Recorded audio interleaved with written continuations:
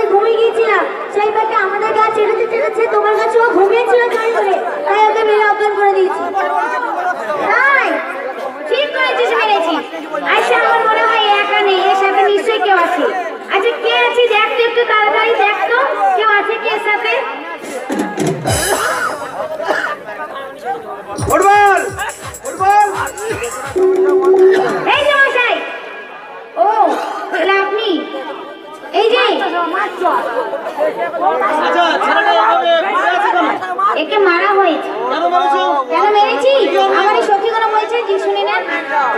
এই যে শুনুন, এই ছেলেটা এখানে এসে কি অপরাধ করেছে জানেন? অপরাধ হলো এটা যে আমাদের রাজকুমারী ওখানে বিশ্রাম করছিল, আমরা এখানে সবাই বসে বসে আমরাও ঘুমিয়ে গেছি, সেই ভাগে আমাদের গা চেকেছে এবং আমার রাজকুমারীর কাছে ও ঘুমিয়েছিল জড়ি ধরে, তার জন্য ওর এই অবস্থা করেছি আমরা। ঠিক আছে, ছেলেটা অপরাধ করেছে, অন্যায় করেছে, আমি সেটা মানছি, কিন্তু ওকে মারার আগে একটু চিন্তা করা উচিত ছিল। কি চিন্তা করব? আর কোনো গার্জেন আছে কিনা? একটা মানুষ এইভাবে জঙ্গলের ভেতরে আসতে পারে না। তোমরা যে মারলে এক কথা জানবে তো? আমাদের জানার প্রয়োজন নেই, ও যে অন্যায় করলে তার শাস্তি ওকে দিয়েছি, এখনো যা ইচ্ছা তাই হোক। তবে বলতে চাও কি আমরা যা খুশি তাই করবো? অবশ্যই। আর এটা আমাদেরকে মেনে নিতে হ্যাঁ, কারণ ফুল বাগানটা আমাদের।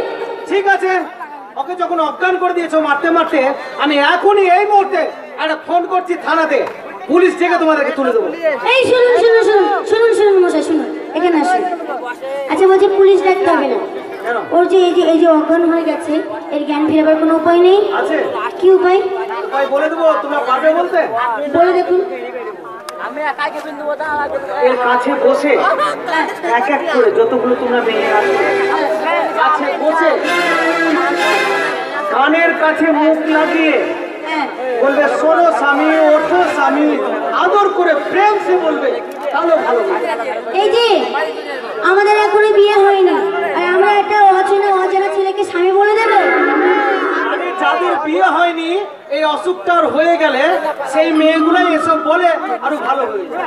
আচ্ছা শুনুন, ওর মাকে কি বলে ডাকে? ছেলে বলে ডাকে। ওর বাবাকে কি বলে ডাকে? বাবা মা ছেলে বলে ডাকে। আর ওর ভাই বোন? ভাই বোনও দাদা বলে ডাকে। আর পাড়া প্রতিবেশীরা? পাড়া প্রতিবেশী কেউ ভাইপো বলে, কেউ মামা বলে, কেউ কাকা বলে, আর তোমার মতো যুবতী মেয়েরা ওই শোনো স্বামী, ওঠো স্বামী বলে।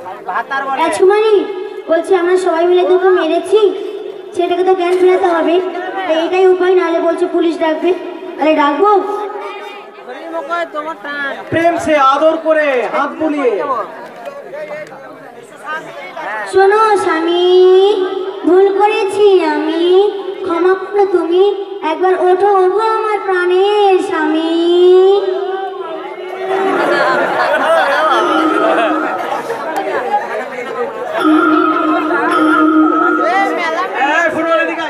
এই যে বাবু আপনি কখন এলে? চা করার দাবি করছে আপনি থাকতে লাগে কি রে? তুই এই তোর বাবা ছেলে নাকি?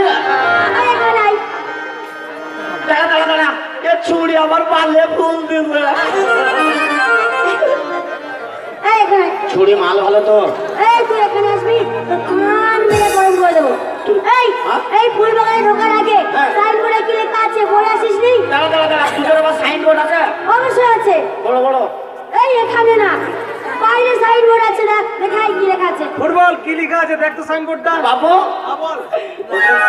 ওদের সাইনবোর্ডে বড় বড় অক্ষর লেখা আছে, এই ফুল বাগান যে ঢুকবে এটাকে তারা করিবে। এই ফুল বাগানে ঢুকবে, আদাকে করিবে, কি করিবে?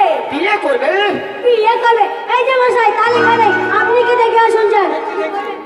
তোমার ভাতা নাকি আমি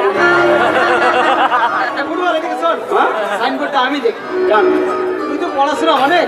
আপনি লেখাপড়া জানেন না? আরে বাবা রে, সাইনবোর্ডে কঠিন লেখা আছে তো। এই ফুল বাগানে বিনা অনুমতিতে 5 বছরের বালক পর্যন্ত নিষেধ। এই আমি বললাম ও লেখাপড়া জানে না, খিস্তি কেন রে? খিস্তি মারছি। এই 5 বছরের বাল নাকি বলছে? 5 বছর তাইলে? বালক মানে অষ্টম বছরে বালক পর্যন্ত এই ফুল বাগানে হ্যাঁ। প্রবেশ করা বারণ আছে। ভালো হইল রে, কেন রে? আমার তো 5 বছর বয়স নয়, তোর ক বছর বয়স? 2.5 বছর, আমার বয়স কত? 7.5 বছর, আমার বয়স কত? 15 বছর। তা তুই কি করে হলি? তুই কি আজম্মা? না তাহলে ওরে জন্মদাতা দেহিনীর জন্ম, তাহলে কে দিল?